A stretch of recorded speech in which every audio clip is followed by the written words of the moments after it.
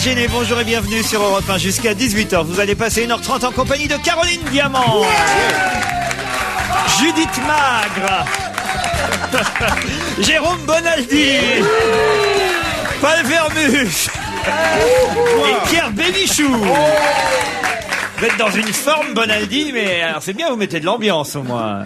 J'ai acheté mes cadeaux de Noël. Ouf, qu'est-ce qu'il y a comme monde dans les magasins, c'est dingue. Ah oui, on n'a jamais autant acheté, paraît, oui, que le week-end précédent. Non mais c'était bien. Hein. Ah oui. Qu'est-ce qu'il y a comme monde. Vous avez acheté quoi? Parce que vous êtes peu au courant des choses qui sortent. Vous devez avoir du mal à faire votre choix. C'est difficile. Le gage, c'était de faire des cadeaux à moins de 10 €. Il faut trouver des petits trucs, des petits bidules. Tu vois, faut des petites boucles. Vous êtes généreux. Oui, c'est vous. Vous êtes un vrai radin, hein, c'est ce qu'on disait finalement. Mais non, mais la famille, toute la famille, elle est nombreuse. Oui, mais enfin un cadeau à moins de 10 €, qu'est-ce que vous voulez avoir pour moins de 10 € en dehors d'un timbre-poste? Enfin. Eh ben, quand on cherche bien, on trouve. Bien, non, l'idée, elle est, toi. on a une famille très nombreuse. On passe Noël dans la famille, et je suis pas le seul, hein. Mon cas n'est pas isolé. Absolument. Et donc, pour faire des cadeaux à tout le monde, et comme tout le monde est un peu dans la dèche actuellement, c'est pas un scoop, c'est pas une exclusivité de la famille. Enfin, vous, avec tous les trucs que vous recevez, tous les gadgets, toutes les pluches automatiques. Ouais, mais c'est pas des vrais cadeaux, ça. Ah oui? Ouais, puis les gens savent que vous avez ça gratos. Oui. Donc, le vrai cadeau, c'est celui où on a passé un peu de temps, un peu d'amour. Attendez, il m'a toujours dit qu'il rendait tous les gadgets qu'il recevait. Ouais, je rends tout. On passe un peu de temps, je préfère que tu passes une minute à m'acheter un truc à 10 000 balles que 3 heures à m'acheter un truc à 2 €. Il a raison, Non, Bénichou. mais c'est vrai, c'est des raisonnements. Tout le monde est dans la dèche. T'es dans la dèche, toi, tu fais de la télé, de la radio, t'arrêtes pas une seconde. Si les autres sont dans la dèche, qu'ils fassent des petits cadeaux. C'est pas parce qu'ils sont dans la dèche qu'il faut les traiter comme des chiens. Se dire, les gens sont dans la dèche, donc je fais des petits cadeaux alors que moi je suis pas dans la dèche, je trouve que C'est vrai, ça, Bonaldi, vous n'êtes pas dans la dèche, vous. Mais enfin, il faut savoir que vous êtes vraiment pingre, surtout. Qu'est-ce que tu fais d'un cadeau C'est à pas 10 000 vrai. balles qui te plaît pas? Attention, tout le monde parle en même temps. Tu Judith, donnes à quel attention. cadeau? Chacun son tour, Judith, dans cette émission. Ah bon? On ne fait pas une conversation pendant qu'il y en a Ah, une c'est ou pas deux. comme chez Verbus? Je suis encore arrivé là en honnête temps, mais vous m'agressez. C'est vrai que chez vous, c'est un bordel dans votre émission. Je signale que vous me l'avez déjà dit, hein. C'est vrai. C'est gentil, mais enfin, c'est une façon de me faire de la pub. Plongeons dans les mails des auditeurs. Catherine qui me dit: j'adore Caroline Diamant, je suis ronde comme elle et je trouve qu'elle allie le modernisme à l'éducation désuète. J'aimerais lui ressembler. Le modernisme C'est pas faux. Hein? Éducation désuète, oui, c'est pas faux. Ça va bien. Elle est d'un modernisme désuet. C'est-à-dire que rien n'est plus démodé que cette façon d'être moderne. Ah oui. Ce que je trouve. Quant à l'éducation, on va pas non plus passer le samedi là-dessus. Hein. Enfin, en tout cas, ça me plaît beaucoup ce que dit cette auditrice. Non mais les grosses, on la cote en ce moment. Regardez Les rondes. la Starac. Les rondes. Alors, vous faites une différence, s'il vous plaît, entre les grosses et les rondes. Oui. Il y a plusieurs catégories. La mode est aux rondes, ça c'est certain. Oui, La mais mode est à l'accessible et à ce qui ressemble au peuple. Voilà. Et excusez-moi, je ressemble plus au peuple que Ophélie Winter. Bon, bah alors Vermus, Bénichou, dehors. La Diamant, elle est gironde. Pourquoi il nous parle sur ce ton-là? Pourquoi Verbus Bénichou? Non, j'ai pas compris la liaison. Vous ressemblez pas au peuple, Pierre Bénichou. Au contraire, vous dites toujours: je ne suis pas le peuple. Moi, je ne suis pas le peuple, moi. Non, pas Je suis vous. la quintessence du peuple. Ah oui, vous? Et sans vouloir faire une crise d'ego, je suis pas quelqu'un de simple, moi? Non. Ah si. D'esprit, peut-être. Non, mais mon cher Ruquier, être populaire veut pas dire être vulgaire. Et puis, Bénichou, Vermus, dehors. Si je partais, tu te rends compte la tête que tu ferais? Tous vos chroniqueurs sont plaisants, mais plus particulièrement Monsieur Bénichou, dont la mauvaise foi et l'humour pince sans rire me rendent le trajet plus court, écrit Fabrice. Voyez, hein, un petit mail sympathique, Pierre. Je suis très contente de vous écouter tous les jours, je vous trouve tous très sympas, même Bénichou. Il me rappelle un chien que j'ai eu, très bizarre, que j'avais dans le temps. Il était fou et il prenait les autres pour des fous. Il tournait tout le temps après sa queue. Mon chien est mort, mais heureusement Pierre Bénichou est toujours là. C'est formidable, ce truc. Passez le moi. C'est le mail le plus vrai. Pourquoi le plus vrai? Que tout est vrai. Y compris que vous Formidable. courez. D'abord, je rappelle un chien, ce qui est normal. Ensuite, je prends il est fou, il prend les autres pour des fous. C'est tout à fait moi. Que j'ai pas compris, tourner Courir toujours après après sa sa queue. queue. Mais tu sais, Ah oui, c'est vrai aussi, oui, c'est ça.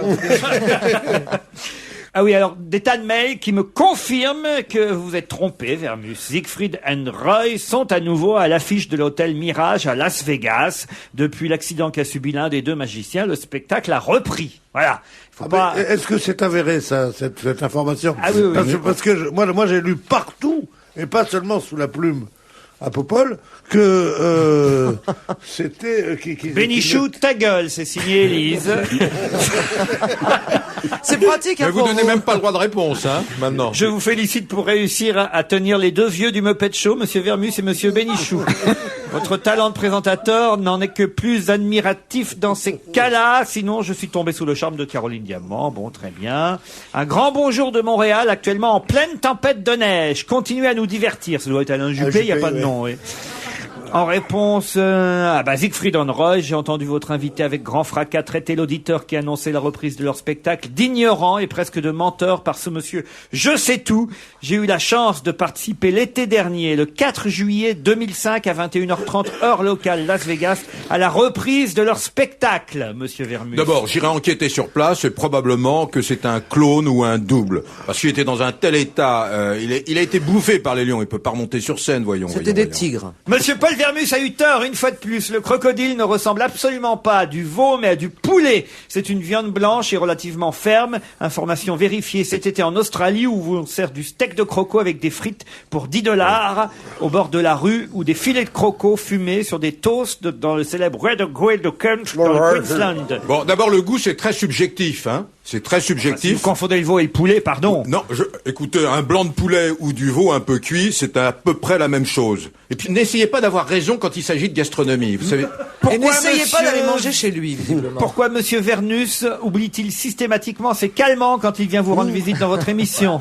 Un peu de relaxation avant on va se gêner lui ferait le plus grand bien. Hein? Je suis zen. Calmez-vous. Bah, je suis calme. C'est vous qui m'énervez. Je constate que Laurence Boccolini chez Deniso a adopté la même coiffure que votre divine chroniqueuse Caroline Diamant. De là à étendre la ressemblance, alors si Laurence Boccolini se diamantise, si Magali de la Starac se chimène badise, les femmes rondes ont-elles encore de la personnalité? Non, mais c'est vrai que j'ai trouvé aussi qu'elle avait mis des extensions, Laurence Boccolini. Elle rallonge ses cheveux. Elle sera là mercredi dans notre émission. C'est vrai? Ouais. À la radio? Ouais. Ah, j'aurais bien aimé une fois être en face d'elle. tiens. Ah venez mercredi.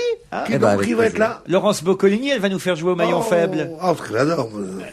J'ai 24 ans et pourtant je suis d'accord avec Pierre Bénichou. Il dit détester les sports d'hiver, moi aussi. Contrairement aux gens de mon âge qui guettent les premiers flocons pour pouvoir s'y rendre. Comme Pierre, je trouve ça tellement ennuyeux d'un chiant pas possible. On m'a récemment aussi fait découvrir l'art moderne. Comme Pierre, j'ai trouvé ridicule de s'extasier devant une cuillère tordue ou devant un tabouret en s'exclamant « Fabuleux !» Comme Pierre, je n'aime pas Paul Vermus. Je pourrais citer encore de nombreux exemples. Le constat est donc clair. Je suis son fils caché. Il est temps pour moi d'apparaître au grand jour. Il y a eu l'affaire Yves Montand, il y aura l'affaire Bénichou. Maître Gilbert Collard est déjà sur le coup. Je sais que cette nouvelle est dure à entendre, mais penser comme Pierre Bénichou alors que je n'ai que 24 ans ne peut pas relever de la coïncidence. Je ne suis cependant pas adepte des chaussures à gland, c'est là notre unique point de divergence. Alors j'espère que Pierre Bénichou saura reconnaître sa paternité. Je ne lui demanderai rien en échange, j'ai fait de bonnes études, j'ai un bon métier. Bref, tout semble aller pour le mieux, mais il me manque cette reconnaissance. Pierre, êtes-vous prêt à adopter cette... Absolument. Oui. Surtout s'il a un bon métier. Il s'appelle Thomas. Tenez, je vous donne son Merci mail si beaucoup. vous voulez l'adopter, Thomas. Ça, c'est le Julien Couillard. ça. Non, ce n'est pas Roger Couillard.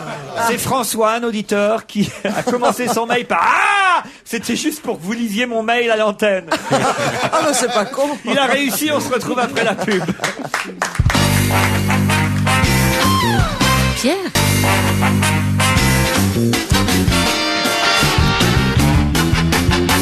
On va se gêner toujours avec Bénichou, Vermus, Judith Magre, Caroline Diamant, Jérôme Bonaldi. Qu'est-ce qu'il y a, Pierre Bénichou? Qu'est-ce qu'il y a? Quand on reçoit un mail comme ça, on peut joindre la personne? Bien sûr, il suffit que vous ayez son adresse internet. Il y a son- Ouais. Est-ce qu'elle est marquée là-dessus? Oui, bien C'est sûr. expéditeur, tu vois, normalement. Adresse mail, c'est écrit même. On peut pas... Adresse mail, Philippe Dallemann. Ah, c'est génial, ça. Ah oui, ça date de 1912. hein. Vous avez... Non, bah, écoutez, ça fait 3 mois que vous nous dites que vous savez maintenant vous servir d'un ordinateur. Non, j'ai cru. Ah, vous avez- Mais vous savez toujours pas en fait. Non, je sais pas l'allumer. Tant embêtant, alors. Le Non, miracle. j'ai peur d'aller, c'est pas, c'est bien, mais c'est pas bien, c'est ça. Ah tiens, moi je voudrais répondre à une auditrice qui s'appelle Solange qui me dit je songe à monter une agence de voyage spécialisée dans les Ruquier Tours. En effet, j'ai pratiqué ce passe-temps le week-end dernier. Dimanche 16h, j'étais au théâtre Marigny pour voir Landru. Lundi 8h30, studio Merlin de Repin pour l'enregistrement d'On va se gêner. Je n'ai vraiment que ça à me faire, me direz-vous, mais je voudrais surtout vous poser une question. Alors là, je vais répondre parce que ça m'intéresse. Je voulais vous faire part de la chose suivante. À aucun moment dans votre pièce sur Landru, il n'est fredonné l'air de la chanson Les Amants de Francis Blanche relatant l'affaire Landru. Est-ce un oubli de votre part? Ben non, madame, c'est que simplement, puisque la pièce se situe à l'époque de Landru, on va pas y mettre une chanson qui a été écrite et composée par Francis Blanche des dizaines d'années plus Non, tard. ce serait pas un anachronisme, étant donné que bah si. elle raconte l'affaire Landru, la chanson. Ben oui, mais elle raconte, mais elle n'était pas écrite, la chanson, au moment où l'action a lieu. Et Ouais, en mais si tu avais écrit une chanson, toi, Oui, sur Landru, Oui. et que tu l'avais mise dans la pièce, oui. qu'est-ce que tu aurais dit? Mais j'ai pas fait ça, justement, parce que dans la pièce, tout est historique. Et à Il l'entracte. n'y a pas d'entracte. Alors, à la fin. Au À la début. fin. Pendant qu'on patiente. Alors, on aurait pu mettre aussi bien la chanson de Traînée, aussi, Oui. sur Landru. Il y a d'autres Landru, chansons. Ah, vous Dans les connaissez, bras de vous Landru. Landru. C'est une jolie chanson. Oh, tu connais bien le texte. Bah non, je connais que Landru. Oh. Bon alors, à propos de spectacle, on croule sous les mails qui pleuvent à propos du Stade de France et du spectacle Voyage au centre de la Terre. On a reçu les organisateurs de ce spectacle la semaine dernière à la télévision et il paraît que ça a été un fiasco terrible. C'est pas vrai. Alors ça se joue aussi cet après-midi, j'ose rien dire, mais Qu'est-ce qu'ils disent, les gens? Dans la presse, c'est pareil. Alors les mails, les gens ont été très très déçus. Faut vous dire que nous, on n'avait pas vu le spectacle puisque Non. c'était 2 représentations seulement. Ce week-end, on pouvait pas voir le spectacle avant. Alors il paraît que le funambule s'est cassé la gueule dès la première scène du spectacle. Il était attaché, rassurez-moi. Le funambule s'est cassé la gueule et à cette seconde, c'est le spectacle entier qui s'est cassé la gueule. Pas de présence, pas de rythme, pas d'action. La semaine dernière, vous avez reçu l'organisateur du spectacle Jules Verne au Stade de France. Le programme semblait bien. Quelle déception devant un non-spectacle lamentable, largement sifflé par les spectateurs qui partaient avant la fin.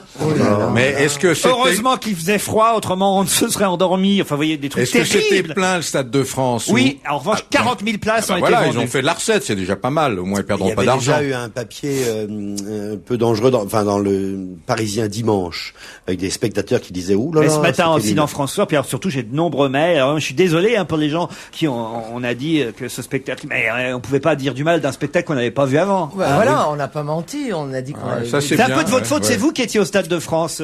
Et vous aussi, Jérôme Bonaldi, qui avez montré... Moi j'ai raconté la technique. Ouais, mais vous Et êtes moi aussi, j'ai responsable. raconté que j'ai vu des projections dans le Stade de France vide. Moi j'ai raconté les projecteurs. Bénichou est un devin, m'écrivent Pierre et Christine.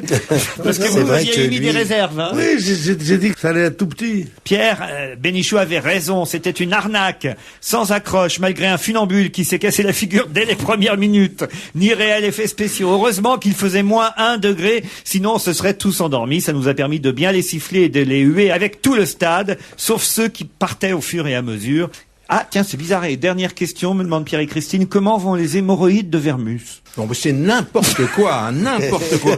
Et vous lisez ça à l'antenne, Laurent Ruquier. Mais ça sent les vacances, hein. Je Il suis faut vous désolé. reposer, aller en cure de repos. J'étais pas au courant, Je suis en Paul. parfaite santé, mais en parfaite santé, jamais été aussi bien Quelqu'un- grâce à vous. Ça, c'est- Mais vraiment. C'est peut-être vos pharmaciens, j'en sais Mais rien. non, moi. je ne consulte même pas les pharmaciens, je ne suis jamais malade, enfin. À propos vrai. du Stade de On va France, l'appeler on fait... préparation. Non, mais changez pas de conversation. Alors si vous voulez qu'on parle de ce sujet-là, allons-y, hein. La parole est à préparation H. Alors, La Vermus. plus belle histoire d'hémorroïdes que je connaisse. Ah, si c'est vous quand même permettez. aussi que ça manquait au... Non, c'est une vraie histoire d'hémorroïdes. C'était un acteur formidable qui s'appelait... Non, je disais bonjour à un ami. Bonjour, c'est gentil de pas gesticuler en plus.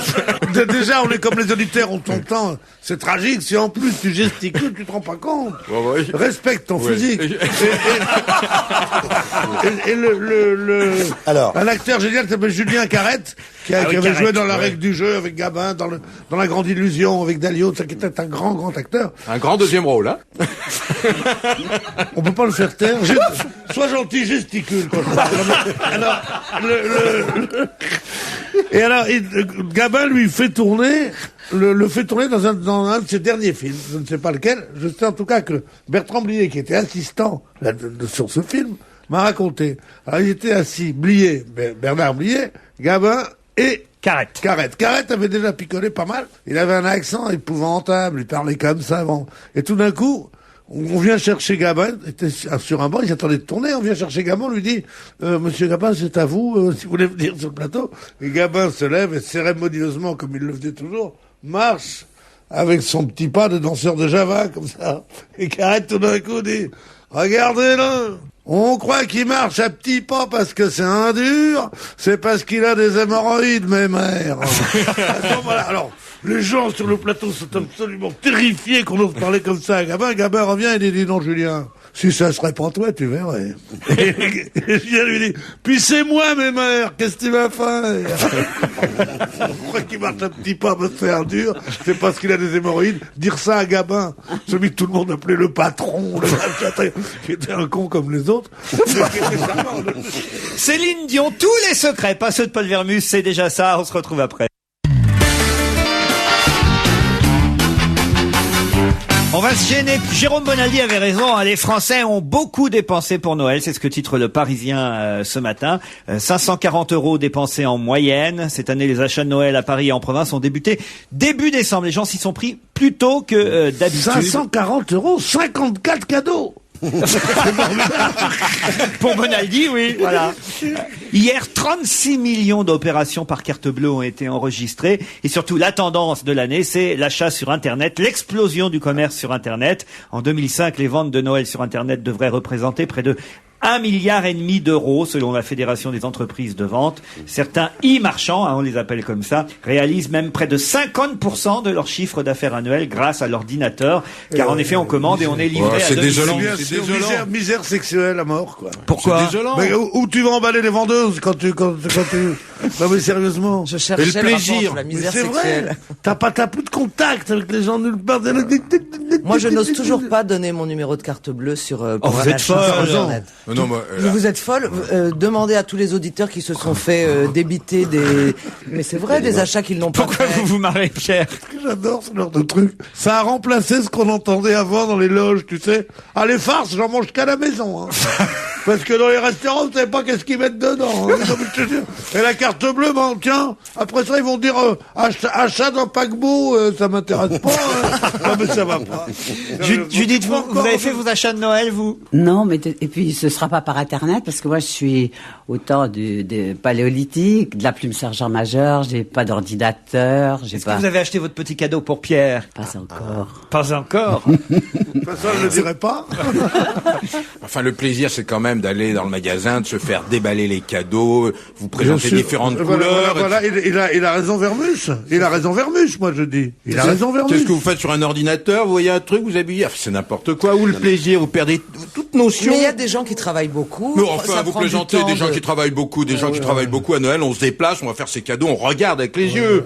Vraiment. Mais c'est tu la- regardes avec les yeux sur Internet, tu as des catalogues entiers, c'est très bien fait, c'est très bien décrit. En tout cas, moi, il y a un cadeau que j'ai trouvé pour vous, Caroline. Je vais vous offrir une paire de gants parce que les gants Mappa que vous avez aujourd'hui. Mais je croyais que c'était des trucs Ah oui, oui. chirurgicaux. Vous aimez pas le petit Qu'est-ce gant que vous, Judith? Je croyais que c'était chirurgical. J'étais affolée. Ah oui, oui, non, mais c'est. Non mais vraiment. Pourtant j'ai mes lunettes. Moi, je fais exactement comme toi. Je disais, chic, elle va enfin opérer Vermus. Non, mais je te jure. Qu'est-ce que c'est que cette paire de gants que vous portez? C'est du cuir, c'est du cuir rose. Alors je vais vous dire, cela dit, On croirait des gants Mappa. eh ben c'est drôle ce que vous dites parce que quand j'étais enceinte, la seule envie de femme enceinte que j'ai eue, c'était de sniffer mes gants Mappa. Donc peut-être c'est un souvenir. C'est quoi? Vous voyez que je suis pas le seul à me moquer des vêtements, Laurent. Pourquoi? Bah, vous êtes en train de vous moquer d'elle. Mais là, il y a de quoi, franchement. J'ai jamais vu une paire de gants Bah, pareils. écoutez, je trouvais ça moins triste des gants rose fuchsia que des gants noirs ou marron. Voilà, je trouvais que ça mettait Bah, un j'ai cru que petit c'était peu une de gaieté. prothèse, en fait. Hein. Une prothèse que tu vas prendre dans la figure d'ici peu de temps. Non, mais ils sont C'est quasiment quoi les sur gants mesure. Mappa? Pardon, Judith? C'est quoi les gants Mappa? Voilà une femme. Ah, voilà une femme qui ne fait pas la vaisselle. Voilà. Voilà une femme près du Et peuple. voilà. C'est... Non mais Bah, il faut Ah lui voilà, expliquer, voilà ce que c'est qu'une comédienne. Ah, le théâtre. vous savez hier mon drame, c'est que j'ai pas su appuyer sur le bouton qui fait se réenfiler le fil de l'aspirateur parce que j'ai plus de personne qui le passe chez moi depuis 2 jours. Vous voulez que je vienne chez vous passer l'aspirateur? Ah volontiers. Vous prenez cher de l'heure ou pas? Ça c'est magnifique. Les gants Mappa, vous ne faites jamais la vaisselle, Judith, jamais. J'ai acheté une machine à laver la vaisselle. Ah, ma poulette, bien sûr. Tu es contente avec ça, hein? Ah oui, je suis contente, c'est pour ça que j'ai pas besoin de grand-papa. Eh, pas besoin de grand-papa. Ah, mais tout dedans, appuie sur un bouton et pauvre, c'est propre. Et comment Cabri, ça, je Je lui savais dis de ça. revenir un peu à la réalité, à ce que les Français vivent tous les jours. Non. Mais vous en avez des grands-papas, vous, Laurent? Moi non, mais je sais Eh ce ben que alors, c'est. vous voyez? J'en ai vu déjà, je sais ce que c'est. Mais où vous avez vu ça? Chez ma mère, quand elle faisait la vaisselle, chez des Ça amis, existe quand depuis- ils font la vaisselle, chez moi, quand la dame qui fait la vaisselle chez moi fait la vaisselle, enfin, je sais au moins ce que c'est, même si je la fais pas moi aujourd'hui, c'est vrai, mais je le reconnais, Non, mais il y a- je il y sais a- ce que il y a c'est. beaucoup de gens, même parmi nos auditeurs, que tu veux toujours mettre parmi des miséreux. Il y a beaucoup de gens qui ont des machines à laver maintenant. Mais on ne parle pas d'utiliser, on parle juste de savoir ce que c'est. Mais moi, je ne savais pas, non. Puis tout rentre pas dans le lave-vaisselle, Pierre. Ah, Bénichou. tout, on Moi, ne je prend mets dans tout. le lave-vaisselle. Puis il y a du fragile que je mettrai jamais. Parce qu'il y a 3 choses que je ferai pas. Manger de la farce au restaurant, donner mon numéro de carte bleue et mettre ma porcelaine dans le lave-vaisselle. Parce que là, même Michu, qu'est-ce qui arrive?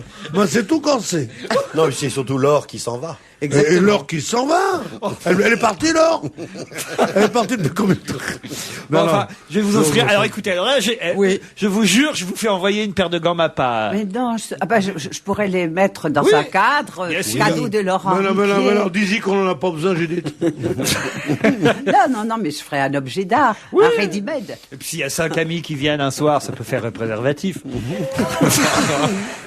5 tout petits amis, alors. Ah, t'as déjà gonflé ça? 4 plus 1, un peu plus avantagé que les autres. C'est très marrant de gonfler les gants Mappa, ça fait un pis de vache. C'est très joli. Bah lui dites pas ça, hein. Regardez, elle met les mains sous la table maintenant. On est allé chez Laurent Ruquier l'autre soir, on s'est marré. Il y avait des gants Mappa, on les a gonflés. On n'a rien fait, mais juste l'idée qu'on a rigolé, tu peux pas savoir. Gonflage de gants Mappa. Ah non, mais sérieusement. Alors, mais c'est quoi? C'est comme des gants chirurgicaux? On va quand même pas faire un cours de gants Mappa sur l'antenne de repas. Si, ben, c'est vous qui avez mis le Parce qu'il y a, sujet. parce qu'il y a 2 extraterrestres qui savent pas ce que c'est. Extraterrestre. Eh bien, je préfère être extraterrestre que vivre sur la même planète que vous. Allez, dans un instant, justement, on parlera de la planète et de l'actualité. Qu'est-ce qu'on mange aujourd'hui? Bon, Julie, un Happy Meal, cheeseburger. On va se gêner, deuxième partie, avec Paul Vermus, Pierre Bénichou, Judith Magre, Caroline Diamant, Jérôme Bonaldi.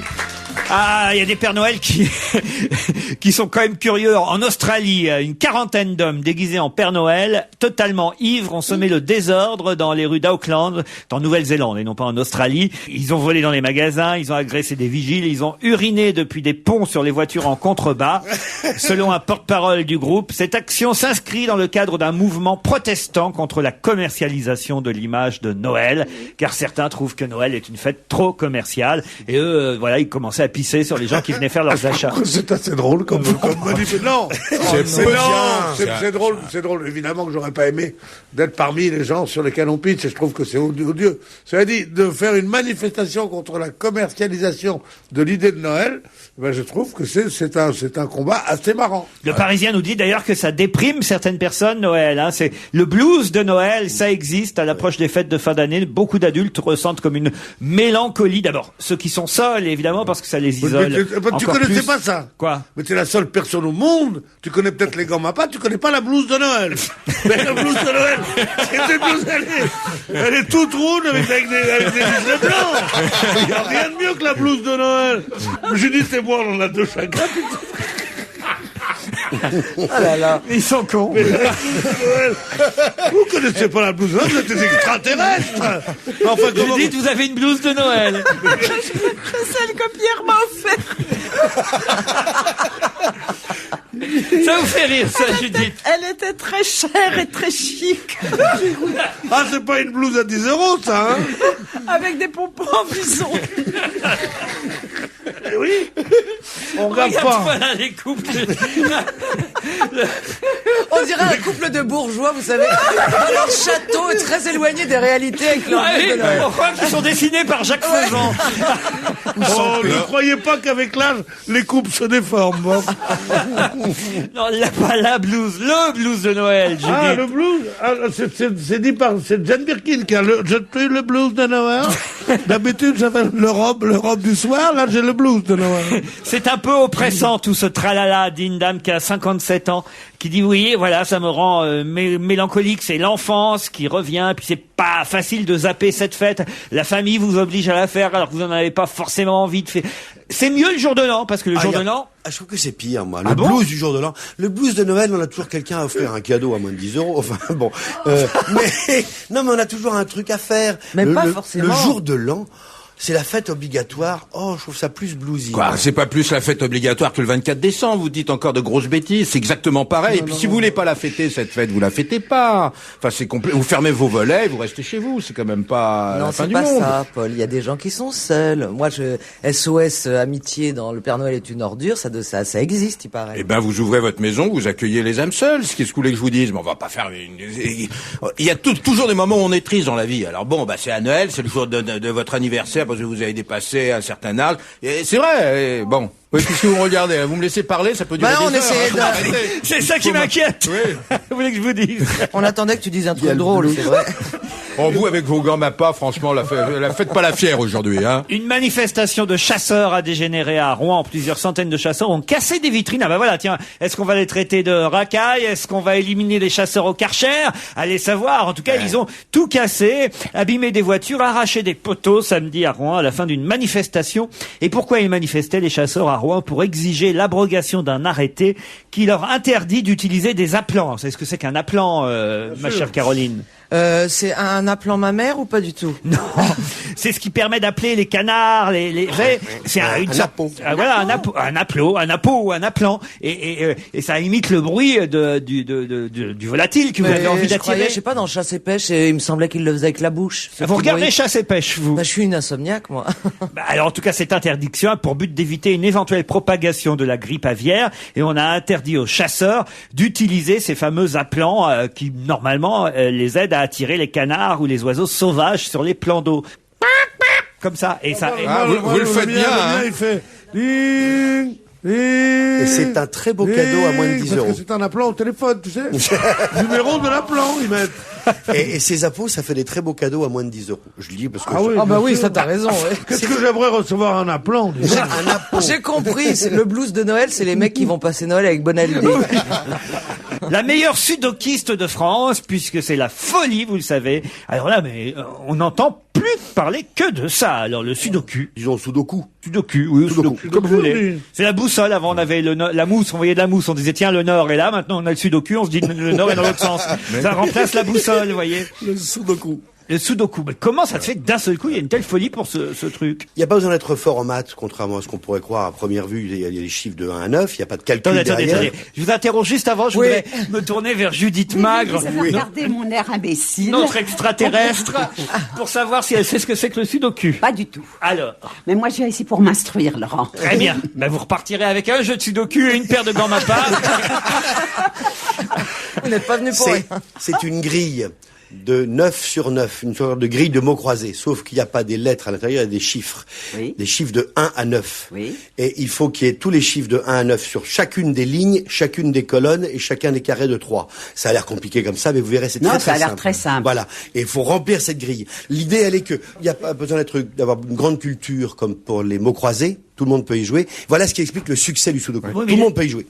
Franchement, ça n'a aucun intérêt par rapport à une grille de mots croisés. Parce qu'au moins, avec les mots croisés, on apprend des nouveaux mots, on apprend des nouvelles définitions, on cherche. Là, à part vérifier si on sait compter, qu'est-ce que ça apporte de plus? Ça s'appelle une sorte de gymnastique de la cervelle. Regardez, elle est marrante, Judith Magre, elle a son petit...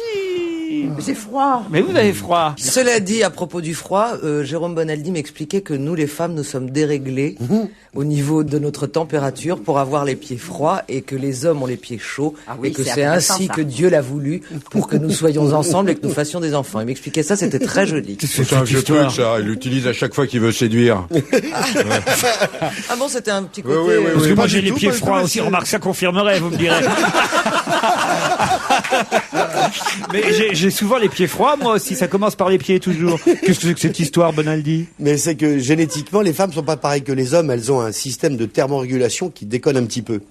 C'est vrai qu'elles ont a priori plus de graisse parce qu'elles enfantent. Elles font des bébés, donc elles gardent elles-mêmes un peu plus de graisse, ne serait-ce que dans leur sein, par exemple. Je n'ai rien dit, Caroline. Mais Ça, derrière, c'est vrai, parce il y a un truc qui est que c'est vrai qu'en général, les femmes, elles ont les extrémités, les bouts des doigts, les genoux et les pieds très froids. Et que je me demande si elles font pas exprès de nous séduire pour aller dans nos lits, pour se réchauffer les bouts des pieds, des genoux et des nous doigts. aussi, on cherche à se Le réchauffer soir, notre extrémité. Accessoirement, on leur donne, en plus de la chaleur, quelques spermatozoïdes. Et donc, ça fait que l'espèce se perpétue. Jérôme, vous dites mais en fait, n'importe quoi. Mais Là, si, vous c'est vous rendez une- compte qu'on nous écoute, vous racontez n'importe quoi. Mais c'est joli, Il y a son des- histoire, c'est moi, joli, je mais il y a des trouve. scientifiques, des Ah, gens. c'est vrai. C'est n'importe quoi. J'ai honte Parce que pour dès vous. que votre femme va découvrir la chaussette, elle va vous quitter. Allez, on se retrouve après la pub. On va se gêner toujours avec Pierre Bénichou, Judith Magre, Paul Véronus, Caroline Diamant, Jérôme Bonaldi. C'est vrai qu'il fait froid dans ce studio, je dois reconnaître, mais enfin de là à en conclure des thèses bonaldiennes, comme quoi les femmes auraient les extrémités plus froides que les hommes. Enfin, et que ça a permis la survie de l'espèce. Ce que je voulais dire, c'est que la seule chose intéressante qui a été dite tout à l'heure sur ce sujet, sans intérêt, à savoir est-ce que les femmes ont les pieds les plus chauds que les hommes, ça dépend des individus, je dirais, donc ça n'a aucun intérêt. C'est ce qu'a dit M. Paul Vermus, mon maître à penser. N'oubliez pas, chers amis, il y a des gens qui nous écoutent. Bon, de moins en moins grâce à vous tous, mais il y a quand même des gens qui nous écoutent. Alors, bon, quand vous dites des conneries, dites-vous si jamais quelqu'un m'écoute. Ah, quelque chose qui va intéresser Caroline, les mémoires d'un gynécologue. Ça, alors, c'était pas encore arrivé. Chez Plomb, on va publier Confidence d'un gynéco. C'est un monsieur qui exerce dans le 16e arrondissement de Paris et qui raconte un peu le comportement des dames dans son cabinet. Ça doit être rigolo. Ah, ça vous intéresse Bah tout de oui, suite? ça doit être rigolo. Il n'a pas donné son nom. Si, il donne son nom. Je peux vous donner son Ah nom. oui, Il dit qu'il est complètement asexué, que ça lui fait aucun effet de voir les femmes se déshabiller. Exactement. Il y en a dit- qui hurlent comme si elles avaient un orgasme. Et Enfin, voilà, Gérard Salama, il s'appelle, il est installé dans le 16e arrondissement de Paris. Et bon, alors c'est vrai qu'il a une clientèle majoritairement aisée puisqu'il est dans le 16e. Donc il n'en conclut évidemment de ses expériences rien de statistique, c'est juste un témoignage des femmes qui passent chez lui. Alors il dit qu'effectivement, il y a le fantasme du gynéco, mais que il y a la partie travail. Et une fois que sa porte de cabinet est fermée, il n'a rien, il ne pense mais jamais au sexe. En revanche, effectivement, certaines femmes, elles, qui viennent dans son cabinet, y pensent. Voilà. comment il le sait? Alors ça me fascine. moi, je comprends pas comment les femmes peuvent avoir un gynéco homme. Ah ben moi, j'ai que des hommes. Enfin, bon j'ai que des hommes. Elle les fait tous. Non, parce que je Il va- suis persuadée qu'il nous regarde que cliniquement. Donc je suis Ah ben pas du justement, tout c'est mal ça à l'aise. l'horreur qu'un homme me regarde cliniquement. Je trouve ça abominable. Ah ben moi, de temps en temps, ça me fait plaisir. Parce que je supporte plus le désir dans le regard des hommes. Alors il dit, quand je travaille, je suis totalement asexué. Bien sûr, je remarque des détails amusants comme l'oubli d'une petite culotte ou le fait, dit-il, qu'aujourd'hui 80% des femmes portent des strings. Mais il ne m'est jamais arrivé d'éprouver du désir pour une patiente. Mes gestes sont purement médicaux. Ce qui n'empêche pas certains hommes, en revanche, d'être jaloux et d'accompagner leurs femmes en consultation car ils veulent assister à l'examen et ne veulent pas laisser leur femme en compagnie d'un autre homme, même s'il est gynéco. Ça, votre mari vous accompagne, vous? Oh, mais jamais. J'ai même pas donné l'autorisation d'entrer dans la salle d'accouchement. Ah oui, Faut non. le dire. Non, mais je veux dire, il faut garder quand même un petit mystère à tout Moi, ça. j'aime bien être seule quand je rencontre un spéculum. Et alors, il raconte d'autres choses, ce gynéco, dans son bouquin, qui sont quand même amusantes, effectivement. D'abord, certaines patientes qui viennent consulter en guêpière et porte-jartelle, et qui Ah oui, ça, poussent, c'est louche. et Ça, qui je suis poussent des cris d'orgasme pendant l'examen. Hein, ça, c'est... Mais ça doit être grotesque. Non, mais Docteur, auscultez-moi. il va- Non, mais il y a un truc, c'est que la plupart des médecins, et je le dis, et je sais qu'on va avoir du courrier là-dessus, hein, disent que s'il est un métier pour lequel ce qu'il exerce ne devrait être blasé complètement et ne plus désirer des femmes, puisqu'il voit sans arrêt des femmes qui se mettent dans des positions anatomiques, donc ça devrait les guérir un peu du sexe, les mettre assez loin de ce truc-là. Eh bien, c'est le contraire, et que 8 gynécologues sur 10 sont des obsédés sexuels. Oh, autre chose. Oui. Eh ben, écoutez, tous les médecins le disent. Oh là là, Et vous allez certains avoir du courrier, là. oui, et certains gynécologues l'avouent. Posez-vous la question d'abord, pourquoi il écrit ses mémoires, là? Ce garçon, il va se faire taper sur les doigts par le Conseil de l'ordre, d'une part. Et puis regardez dans la Écrire presse. un livre qui s'appelle Mémoire d'un gynécologue, je trouve ça d'une vulgarité épouvantable. Alors, C'est pas Monsieur pire que Salama. le mémoire d'un proctologue. Oh, non, oui, mais oui, c'est vrai. Dans les œuvres, tapisse nos bibliothèques, évidemment. Mémoire d'un proctologue. Non, mais sérieusement. Le pire, c'est le proctologue qui a un trou de mémoire. Attendez, ça peut arriver. Non, mais sérieusement. Ce qui est intéressant, parce que moi je trouve ça intéressant son bouquin, c'est qu'il dit, ce qui est intéressant c'est le mensonge. On se rend compte quand nos patientes mentent, mais évidemment on ne leur fait pas le reproche parce qu'elles n'aimeraient pas ça. Mais par exemple, à la question est-ce que vous vous protégez lors des rapports, elles répondent pas toujours. Si elles répondent pas toujours, ça veut dire jamais. Évidemment, ça on le sait, mais évidemment on ne leur fait pas la remarque. Pour les maladies aussi sexuellement transmissibles, elles disent toujours ça vient d'une cuvette des WC. La fameuse légende de la cuvette des WC. C'est vrai que moi j'entendais ça quand j'étais gosse aussi. Tu sais, ça s'attrape sur une cuvette des WC. Il y a même des femmes qui disaient qu'elles étaient enceintes parce qu'il y avait des spermatozoïdes qui traînaient. Exactement. Ça c'est n'importe quoi évidemment, mais ça continue à se dire. Ça peut arriver. Comment ça peut arriver? Je suis madame, j'ai jamais couché mon fils avec m'a un raconté garçon. une histoire hier soir, je ne peux pas vous la raconter. Ah si, allez-y. C'est un dentiste qui est là, est avec sa patiente. Et elle lui dit, embrassez-moi, docteur, embrassez-moi. Il dit, mais non, mais il n'en est pas question. Docteur, embrassez-moi. Maintenant, embrassez-moi. Docteur, il dit, mais j'ai pas à vous embrasser. Docteur, embrassez-moi. Il dit, j'ai pas à vous embrasser, je devrais même pas vous baiser. Prince, Ti amo corazon, ça tombe bien. Le retour de Prince. Il a retrouvé une maison de disques qui va signer son nouvel album avec Universal. Vous adorez ça, Caroline? Ah, j'adore Prince. Mais alors, il s'appelle comment maintenant? Mais je croyais qu'on n'avait plus le droit de l'appeler Prince. Ben voilà, c'est ça. Moi vous non êtes plus. au courant de ça, vous, alors? Ouais, ne m'appelez plus jamais Prince, mais c'est vrai. Mais je me souviens un jour, il était passé à Canal+, j'y allais pour autre chose. Et il a dit, oh Prince, on me dit, tais-toi. Par contre, ça, il va repartir. Mais ça a été une vedette. C'est toujours une vedette énorme, non? Bah, il a eu ce qu'on appelle un passage à vide, mais c'est vrai qu'il fallait l'appeler pendant toute une période The Artist. Oui. Et que c'était dramatique si vous prononciez le mot de Prince devant lui. Il avait d'autres pseudos, non? Il avait pas un pseudo d'origine arabe aussi, Prince, non? Mohamed Ali. Et nous, à la télé, on s'en sortait en mettant... Mais il y avait l'image, en sortant son symbole. Alors, nous recevons aujourd'hui, et on sortait un petit Je me carton. souviens. Voilà, C'était à Canal. Oui. J'étais là à l'émission qui précédait ou dans la même émission. Et est arrivé, j'ai dit, mais si j'avais dit voilà un enculé de sa race, ça aurait été moins grave que de dire son nom, le mec. Ah là, mais c'est incroyable. Allez, on se retrouve dans un instant après la pub. On va se gêner avec Jérôme Bonaldi, Paul Vermus, Pierre Bénichou, Caroline Diamant, Judith Magre.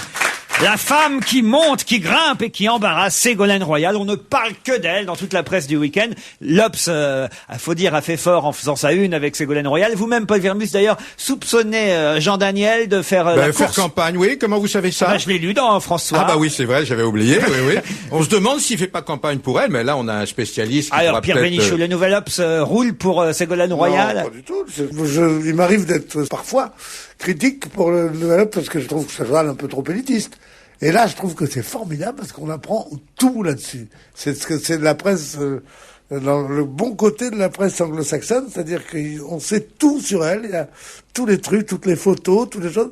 Et c'est intéressant quand un personnage devient favori des Français pour une élection importante. Dès qu'on fasse un truc exhaustif, je trouve que c'est très bien. Et au contraire, c'est tout à fait, c'est pas du tout roulé pour elle que de faire ça. En tout cas, les sondages ont confirmé ce week-end qu'elle était effectivement en tête, plébiscitée par les Français.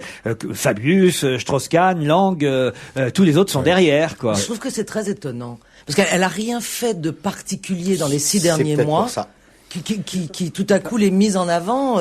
Je me sens prête, en tout cas, elle dit. Si l'élan se poursuit, ce que je crois, si les électeurs de gauche me demandent, ce que j'espère, alors je m'imposerai naturellement. Elle laisse les choses se faire naturellement. Ce qu'il faut voir maintenant, ce sont ses failles, parce que pour l'instant, c'est vrai qu'elle est jolie, qu'elle est jeune, qu'elle a une petite expérience ministérielle, mais elle a des failles. Franchement, est-ce que vous pensez qu'elle est capable de diriger le macho qui ressort. Exactement. Mais pas du tout, laissez-moi m'exprimer quand même. C'est ce que dit un dirigeant socialiste qui ironiquement il dit peut-on lui confier le bouton nucléaire, c'est ça la vraie question. Bah alors là vraiment ça c'est du c'est pas ce que j'ai dit. C'est du sexisme, c'est ce que vous alliez dire. Non, c'est pas ce que j'allais dire là, franchement, c'est un procès d'intention. Mais elle fait de la politique depuis 25 ans, c'est pas un perdreau de l'année quand même. Même Nicolas Sarkozy dit que ce serait la meilleure adversaire qu'il puisse avoir. Tu m'étonnes. Ah oui? Bah parce qu'il est persuadé qu'elle gagnerait pas.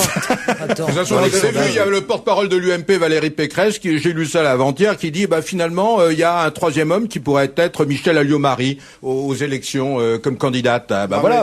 Il est bien évident que ces sondages ne veulent rien dire pour l'élection. Sans ça, il y aurait longtemps que les présidents de la République seraient Simone Veil, mais dans des genres tout à fait différents.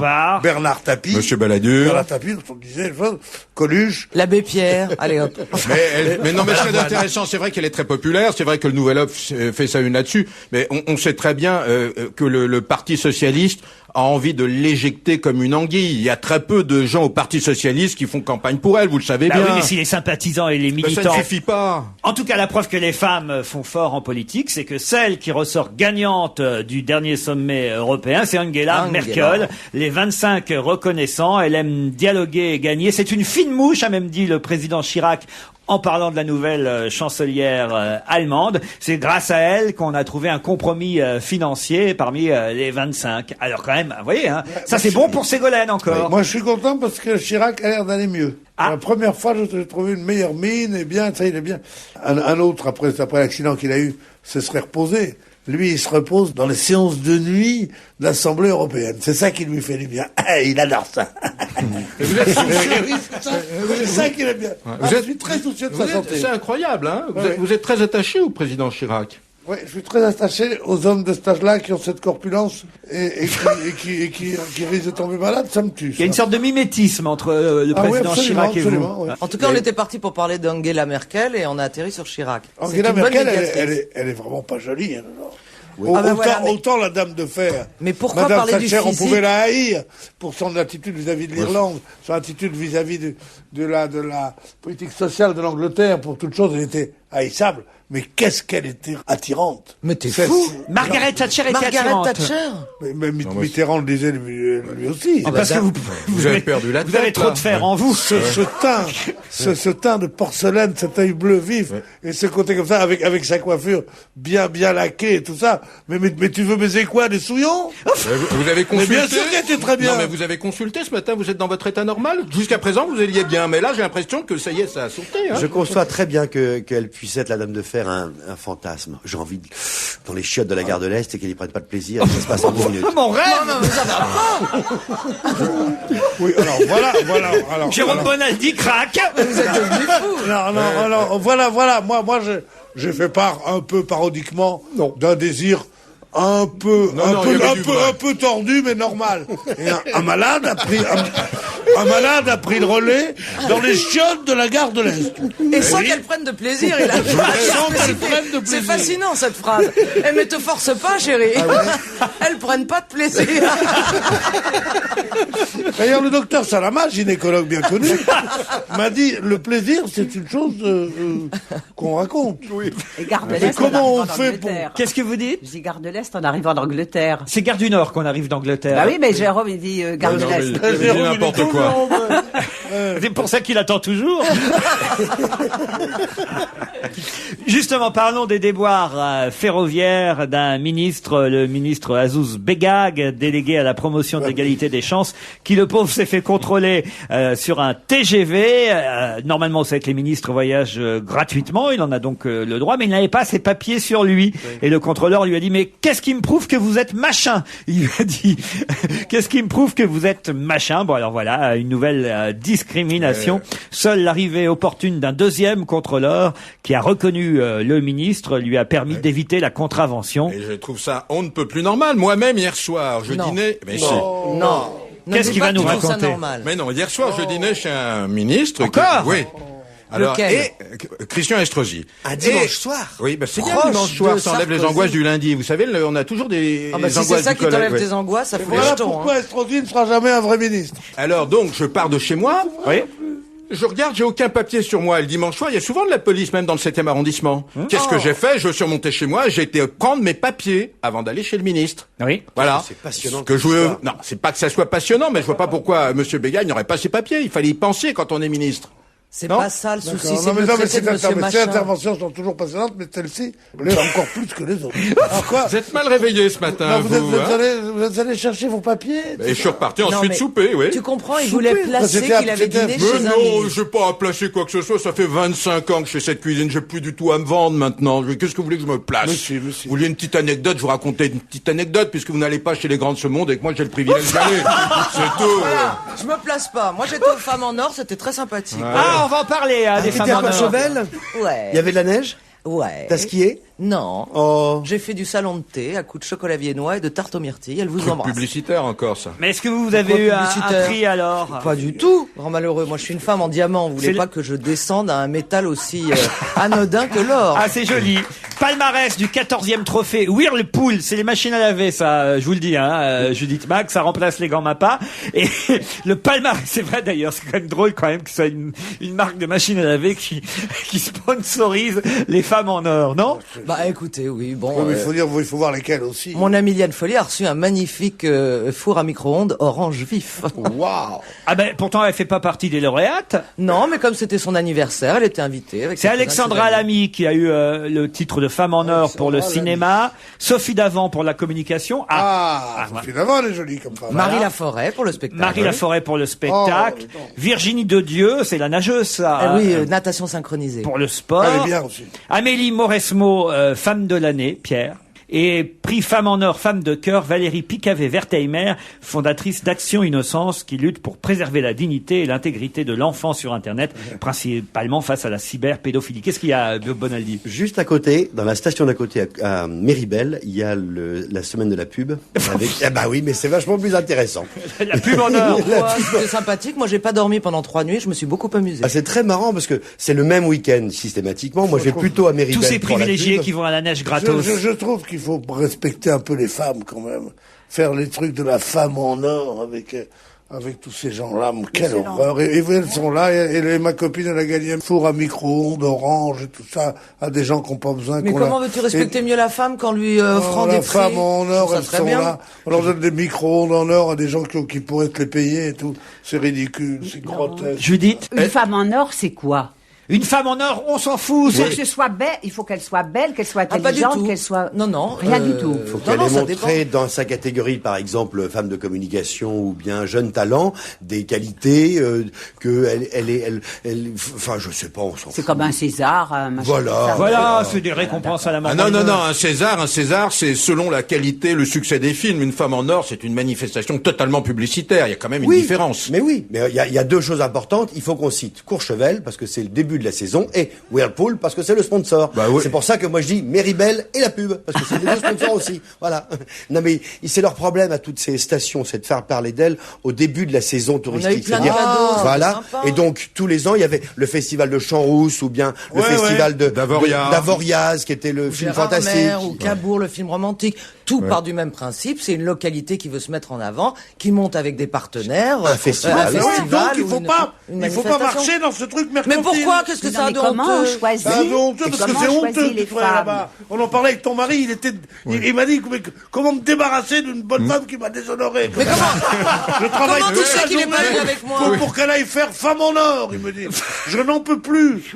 Virez-la de la radio. Je dis mais s'il ne tenait qu'à moi, il y a longtemps que ça serait fait. Mais on la retrouvera quand même avec Sergi Hadot, un homme en or après la pub.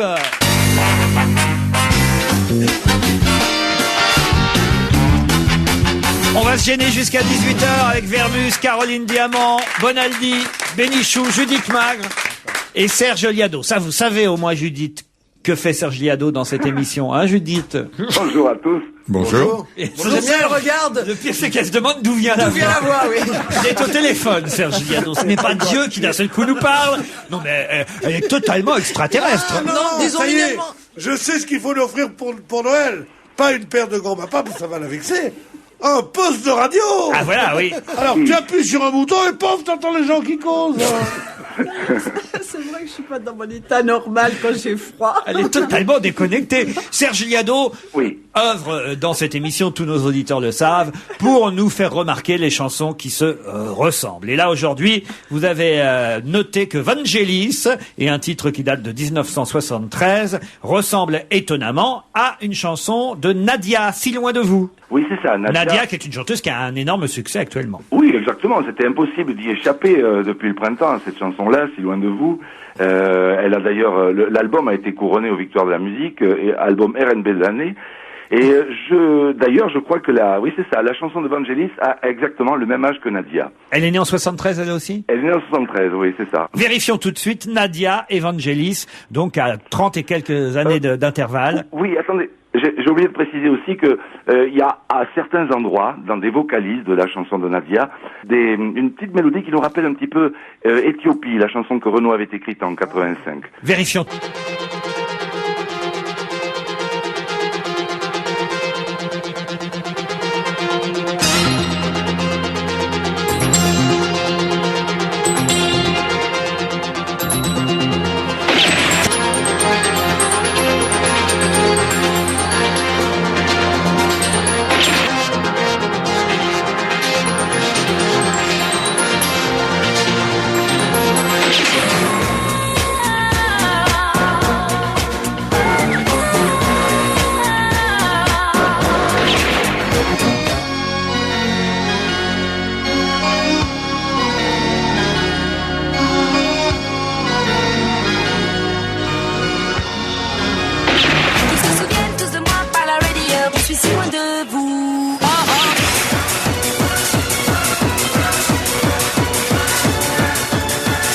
Bravo Serge Liado. Ah oui, ça ressemble vraiment, hein. On est tous d'accord.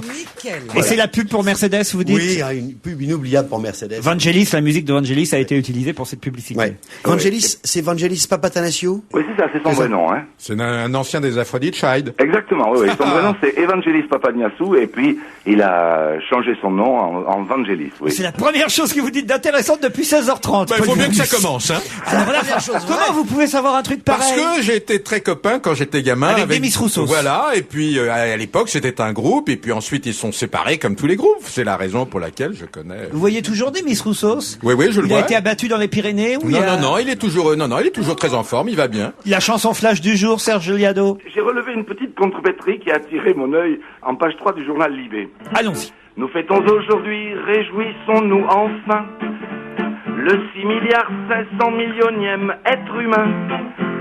D'après Libé, il est né vraisemblablement quelque part entre la Chine et le Pakistan. La Chine et le Pakistan. 6 milliards 500 millions d'êtres inégaux. Les chances dans la vie, c'est comme au casino.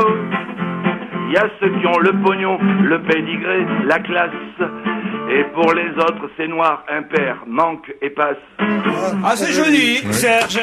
6 milliards et demi d'habitants sur cette bonne terre. On est compte. Et au milieu de tout ça, Judith Magre, une extraterrestre.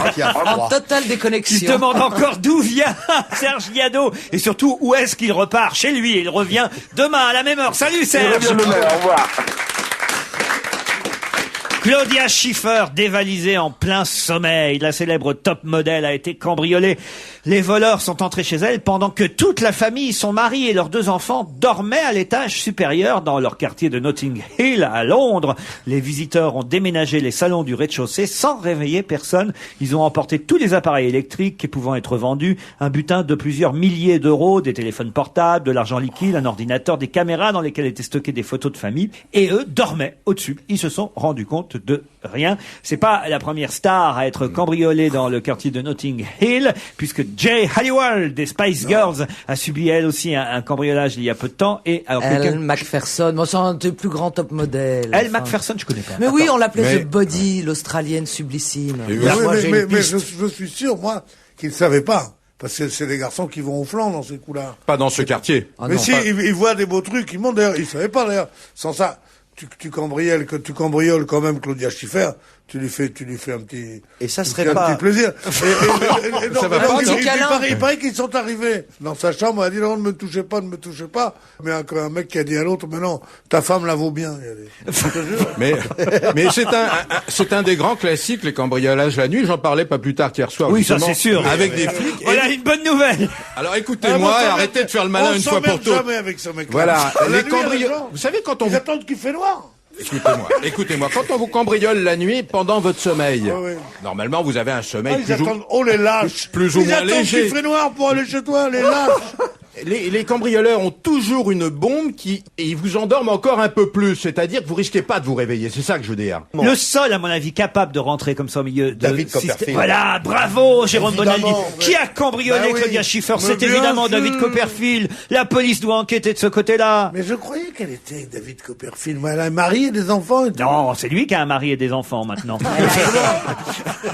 Elle a été avec lui. Oui. Non, il a été... On a toujours c'est dit un que c'était un publicitaire. contrat. Enfin. Ah bon Judith, bien vous êtes sûr. trop naïve. Oui. Parlez-moi plutôt, Judith, d'un homme à qui toute la presse rend hommage ce matin, Jacques Fourou. Vous vous souvenez de Jacques Fourou?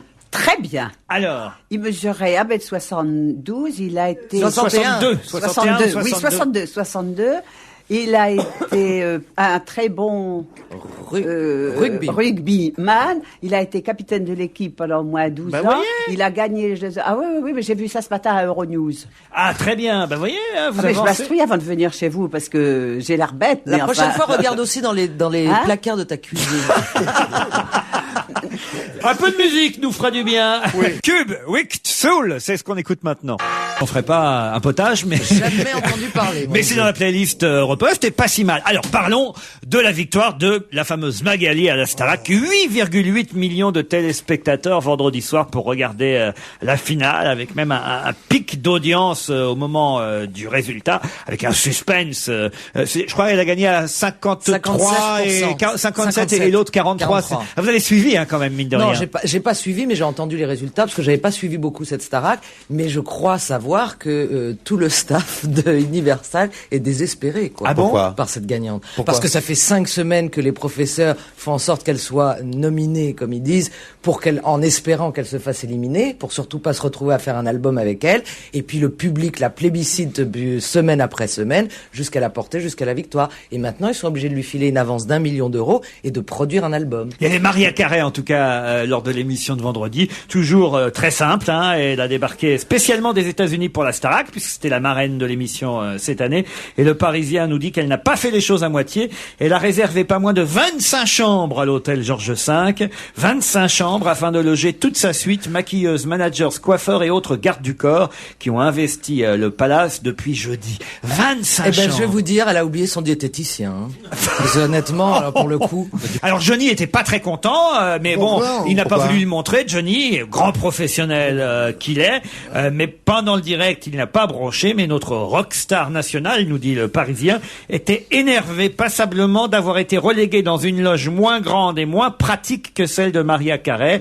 Le chanteur a dû monter des escaliers pour accéder au plateau. Oh. C'est inadmissible.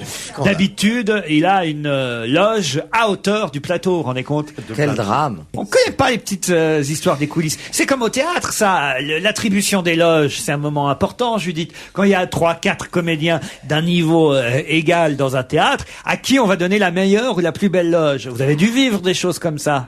On la donne aux femmes, en général. Et puis quand j'en ai pas une belle, parce qu'il y a des théâtres où toutes les loges sont moches, quand même. Oui. Eh ben, on Et s'y quand il y a plusieurs femmes, il y a une bagarre entre les... Non, il y a pas de bagarre. Non. C'est le mérite. Elle dit ça parce qu'elle a toujours eu la meilleure, alors. Pierre Bénichou, vous vous souvenez au moment où vous avez attribué votre loge au théâtre Ah de la oui. Renaissance? En moi, j'étais très content. Ouais. Parce qu'ils ont, comme c'était une loge isolée, donc comme ils ont toujours voulu se mettre ensemble, faire pia dans le métier, des machins, des trucs, bon, comme ils disent, bon, tout ça, dans les acteurs, c'est terrible. C'est terrible, les acteurs. Il n'y a pas que Johnny qui n'était pas content à la Starac vendredi. La nageuse aussi, notre championne, Laure Manodou. Pareil, comme pour le ministre dans le TGV, on l'a pas reconnue à l'entrée de la Starac. Elle venait pour assister à l'émission. Et là, il y a quelqu'un qui fait Manodou avec un M. Ah non, vous n'êtes pas sur la liste C'est des honteux, invités. c'est vraiment une des femmes les bleues. Pour se faire pardonner, l'organisation de l'émission a finalement installé la sportive dans le public aux côtés de Miss France et des anciens élèves. Elle lui rend le double 6 à Miss France, hein. Ce que la Starac a réussi cette année, c'est à faire venir, je trouve, des artistes très prestigieux internationaux. D'avoir Madonna, Liza Minnelli, Stevie Wonder, je veux dire, c'est... Maria c'est vrai, Carey. Maria Carey, ils ont Johnny. fait des internationaux. Ah oui. Non, Vous avez vu Johnny, plus ça va, plus il écarte les jambes quand il chante. Et je voudrais bien savoir pourquoi. Vous n'avez pas remarqué J'ai ça? jamais vu les jambes Mais serrées, c'est je suis dingue, un d'accord. train Mais pourrait passer en il dessous. faut demander à monsieur Salamar. Mémoire d'un gynécologue. Pensez que Johnny Hallyday est Non, une non, femme. non, non. Johnny Quand est on une dit femme. écarter Ça, les ce jambes, serait c'est pas ça. le plus grand scoop de ces 30 C'est dernières la vie. années. Faut demander à Carrette. Johnny au forceps. Oui, non, mais je vais te dire une chose, c'est que c'est pas seulement que la Starac cette année a réuni tellement de vedettes et tout ça, c'est que c'est la victoire de TF1, la victoire de cette télévision-là, quoi.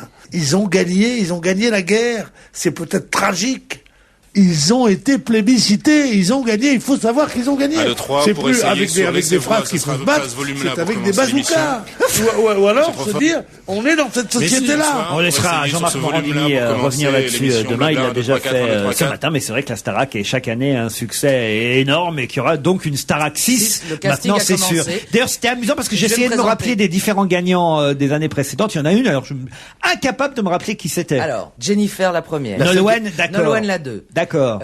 Élodie Frégé la 3. Voilà. Grégory Le Marchal le 4. Voilà. Magali Élodie, comment vous dites Frégé? Alors celle-là, elle a disparu total, alors la gagnante 3. Elle était mignonne comme tout. Elle a moins de succès. Tu avais été aussi bonne en latin j'étais très bonne en latin. Que t'es en Starac, tu serais pas là à faire le clown pour. Mais bien sûr que si. C'est parce que j'étais bonne en latin, parce que Laurent m'a fait passer un test de latin avant de m'engager. Ouais. Caroline Diamant, c'est la reine de la langue morte, on l'appelle dans le métier. Rosa Rosou. Croyez-moi que non. Est-ce que Juditus Magrus va pouvoir rentrer se réchauffer chez elle? Ouais, et enfiler ses gants à puce. Oui, je suis nulle comme d'habitude, mais vraiment, c'est parce que là, je suis particulièrement nulle et frigorifiée. Frigorifiée peut-être. Non. Nul, non. Nul, jamais. Tu peux jamais être nul quand t'es vermut. Allez, on se retrouve demain à 16h30. Retrouvez toute Europe